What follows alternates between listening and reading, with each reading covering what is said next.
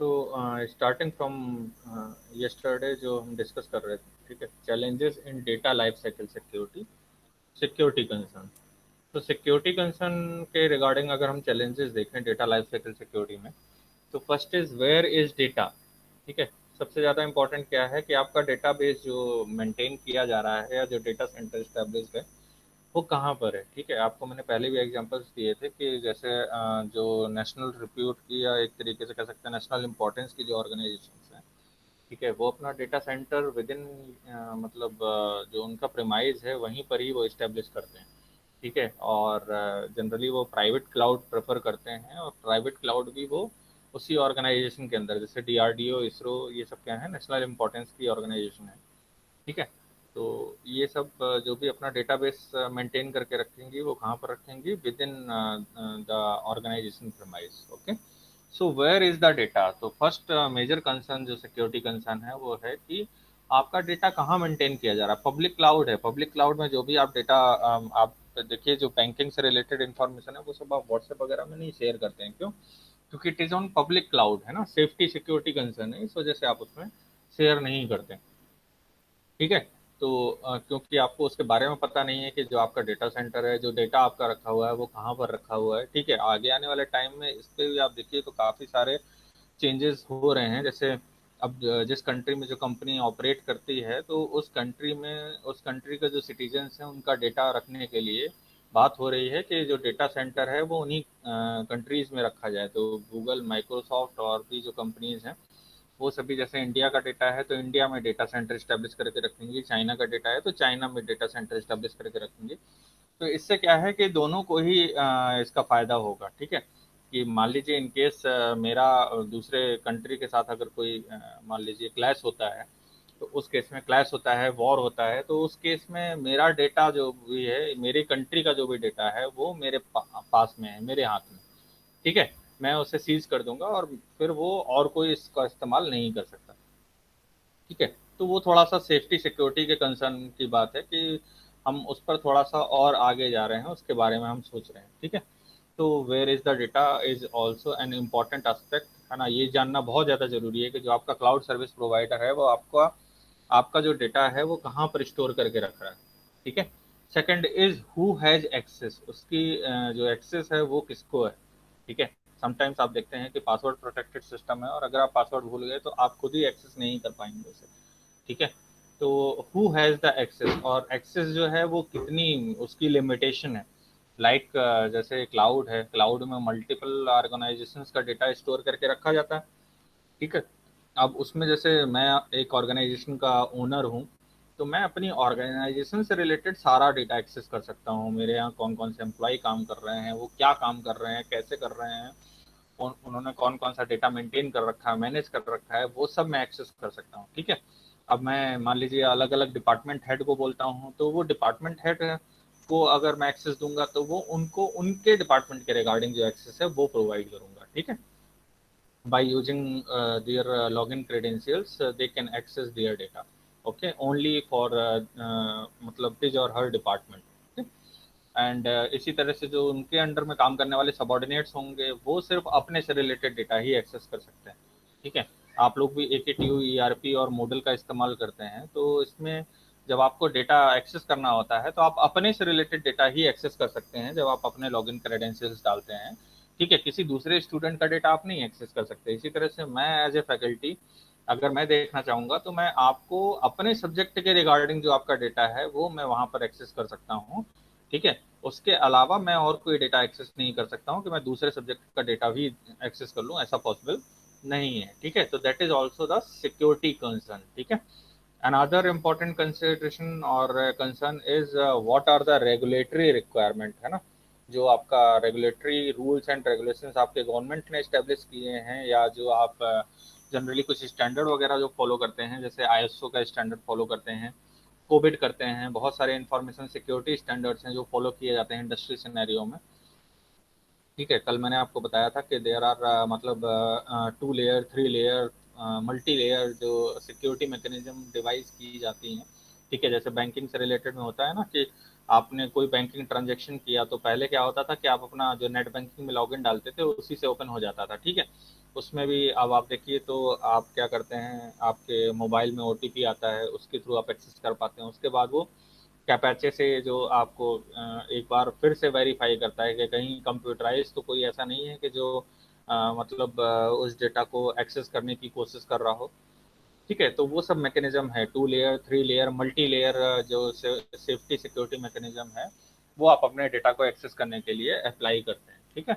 Google भी आप देखिए, जैसे आप जीमेल किसी दूसरी डिवाइस से लॉगिन करते हैं ना, तो वो तुरंत पूछता है कि ओटीपी हम भेज रहे हैं, उससे आप वेरीफाई करिए कि क्या आप यही हैं, ठीक है। या एक मैसेज भेजेगा ऑटोमेटेड कि आपने इस डिवाइस से लॉगिन करने की कोशिश की है, क्या आप यही हैं, अगर हैं तो ठीक है उसको छोड़ दीजिए, अदरवाइज आप जो है इस नंबर पर रिपोर्ट कर सकते हैं, इस लिंक पर रिपोर्ट कर सकते हैं कि इट्स नॉट मी, है ना। उसके बाद फिर गूगल रिस्ट्रिक्ट कर देगा। तो these all are the regulatory requirement. तो what are your regulatory requirements, okay. Do you have right to audit, ठीक है। ऑडिट के केस में मैं आपको एक एग्जांपल देना चाहता हूँ आईएसओ का। आईएसओ की जब ऑडिट होती है ना, आईएसओ 9001 किसका स्टैंडर्ड है, क्वालिटी का। इसी तरह से 27001 आईएसओ का आपका इंफॉर्मेशन सिक्योरिटी का स्टैंडर्ड है, ठीक है। तो do you have right to audit, क्या आपको ऑडिट करने का राइट है। ऑडिट करने पर क्या करेंगे, आप ऑर्गेनाइजेशन का डेटा एक्सेस कर सकते हैं, लेकिन आईएसओ की भी अपनी लिमिटेशन है।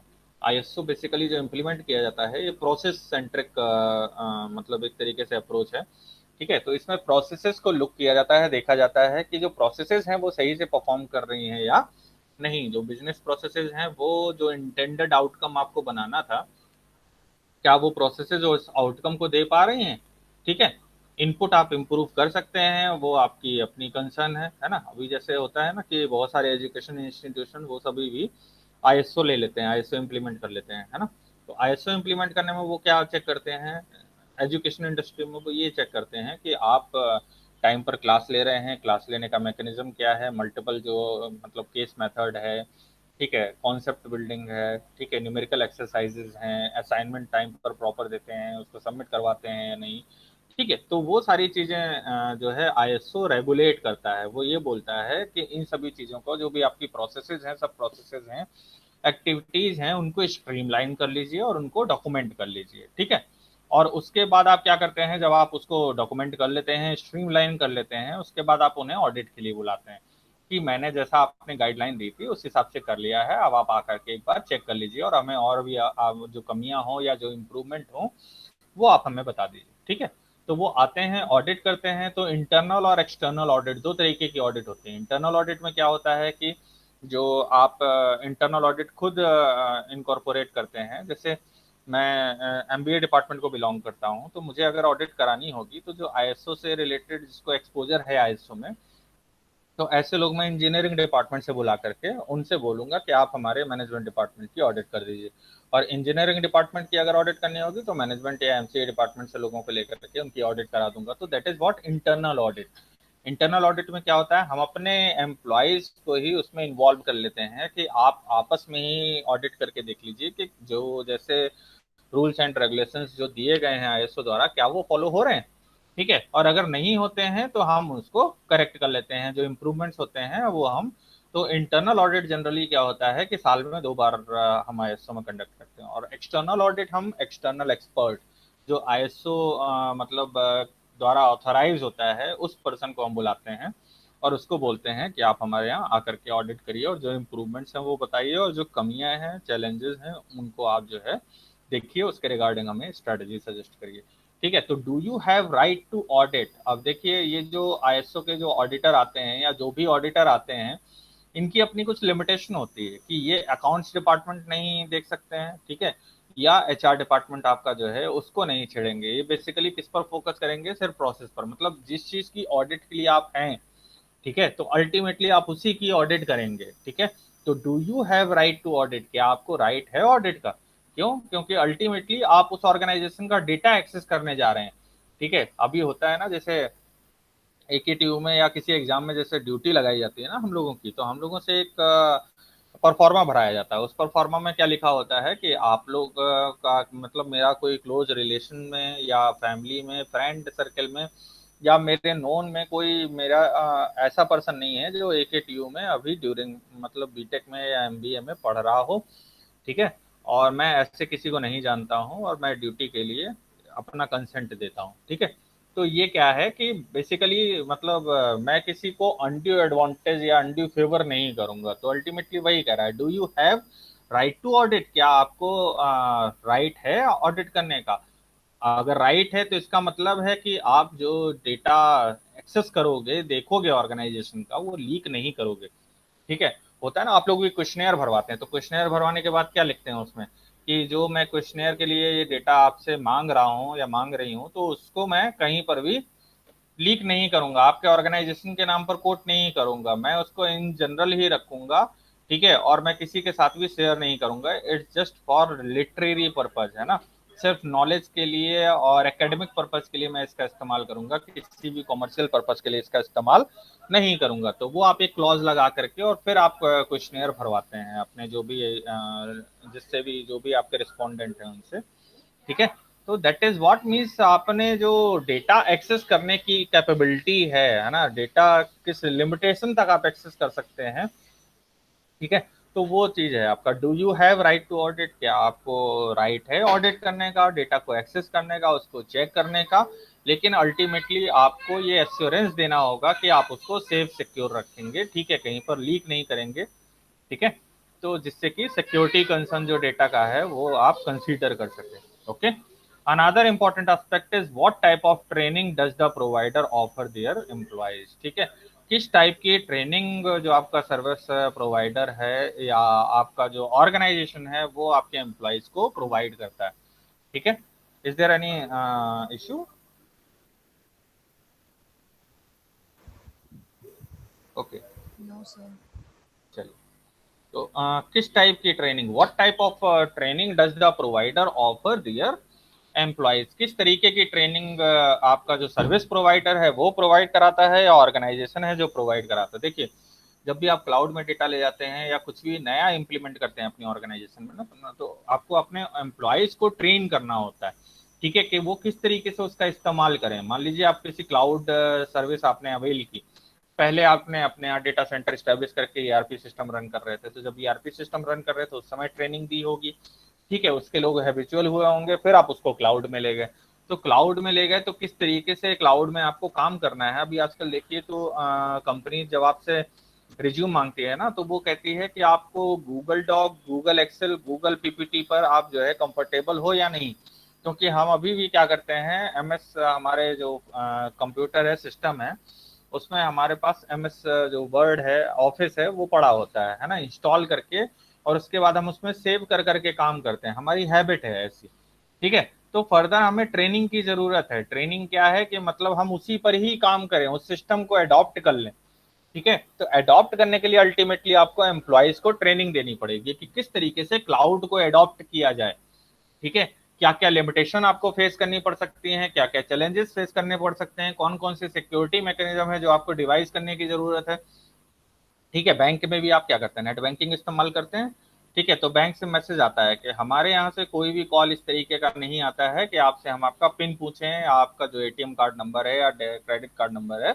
वो पूछें। ऐसी आती है ना एडवाइजरी, तो क्यों आती है कि वो आपको ट्रेन करना चाहते हैं, बोलना चाहते हैं कि ये सब जो इस तरीके के जो फॉल्स कॉल आएंगे उनको आपको एंटरटेन नहीं करना है, ठीक है। तो दैट इज व्हाट, वो भी एक तरीके का, वो आकर के आपको ट्रेन तो नहीं कर सकते हैं, ठीक है, तो वो आपको इस तरीके के मैसेजेस के थ्रू अवेयर करते हैं, ठीक है। तो what type of training does the provider offer their employees, किस तरीके की ट्रेनिंग आपको प्रोवाइड की जा रही है, ठीक है। मान लीजिए 2 लेयर आप सिक्योरिटी मैकेनिज्म डिवाइस कर रहे हैं, या 3 लेयर सिक्योरिटी मैकेनिज्म डिवाइस कर रहे हैं, या multi layer security mechanism device कर रहे हैं, ठीक है। तो वो उन लेयर्स को डील करना भी तो आपको सिखाएंगे ना, कि किस तरीके से आपको जो है हैंडल करना है, कैसे 2 लेवल ऑथेंटिकेशन, जैसे कुछ कुछ आप देखिए किसी कॉर्पोरेट ऑफिस में जाइए, ठीक है, तो उनका सिस्टम लॉगिन ही तभी होगा जब वो अपने थंब इम्प्रेशन को उसमें जो है रखेंगे, है ना, या अपना कार्ड, जो उनको कार्ड असाइन किया जाता है, वो कार्ड अपने सिस्टम के पास जब वो ले जाएंगे, है ना, तो उसके कार्ड को रीड करके उसके बाद ही वो सिस्टम उसकी ID से ओपन होगा,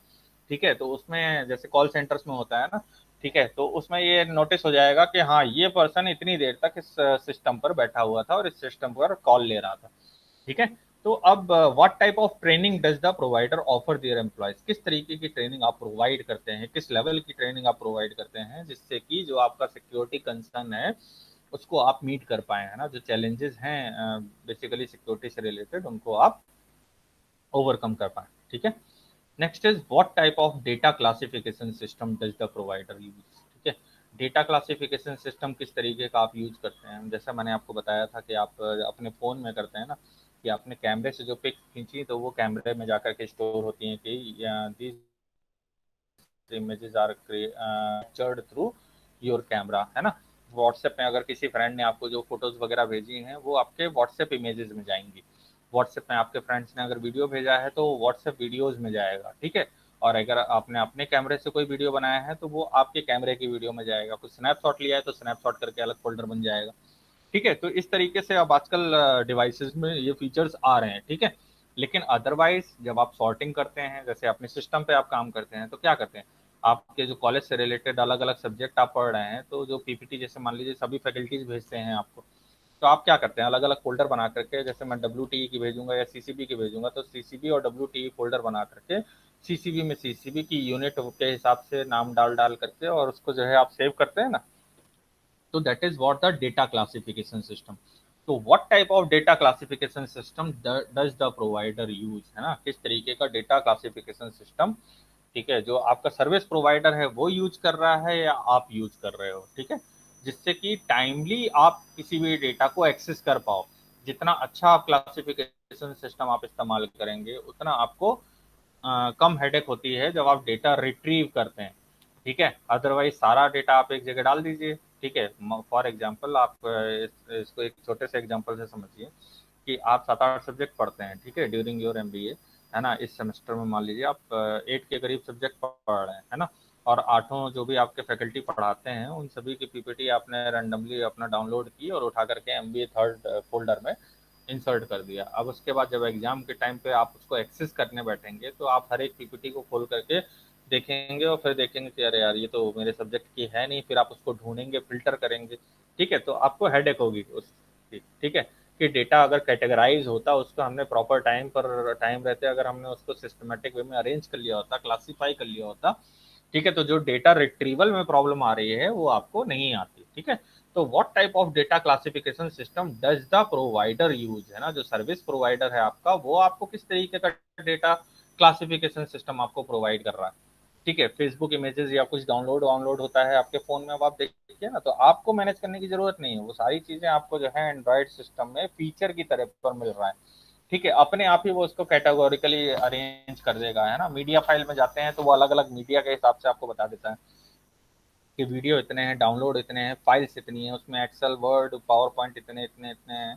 ठीक है, तो वो सब आप क्या कर सकते हैं, आपको अगर लगता है कि हाँ काम के हैं तो ठीक है, अदरवाइज आप जो है उन्हें डिलीट कर सकते हैं। ऑडियो फाइल्स कितनी हैं, ठीक है, अब ऑडियो फाइल्स में भी अगर अलग अलग कैटेगरी में वो जो है आपको ऑटोमेटिकली अरेंज करके दे देता है। तो इसी तरीके से जो क्लाउड सर्विस प्रोवाइडर है वो भी आपको कितने टाइप का डेटा क्लासिफिकेशन सिस्टम प्रोवाइड कर रहा है, किस किस मैकेनिज्म में प्रोवाइड कर रहा है। ठीक है, तो दैट यू नो। ठीक है, next is what are the service level agreement terms. Service level agreement क्या होता है, ये दो पार्टीज के बीच में होता है, वो क्लाउड सर्विस प्रोवाइडर और क्लाइंट, क्लाइंट आप हो और क्लाउड सर्विस प्रोवाइडर वो कंपनी है जो आपको क्लाउड सर्विस प्रोवाइड कर रही है, रिमोटली उसका डेटा सेंटर है और वहां पर आपने अपना डेटा स्टोर करके रखा हुआ है। ठीक है, तो what are the service level agreement terms, तो इसकी टर्म्स क्या है, कंडीशंस क्या है। अब देखिए बहुत सारे जो नॉर्म्स बनते हैं ना, क्लॉजेस बनते हैं, आप जैसे जीमेल की आईडी बनाते हो तो आईडी बनाने के बाद क्या होता है, गूगल का वो टर्म्स एंड कंडीशन नीचे आ जाती है ना, उस पर जब आप क्लिक कर, उसको एक बार स्क्रॉल करके जब तक क्लिक नहीं करोगे तब तक आपकी आईडी ही नहीं बनेगी। तो that is what service level agreement.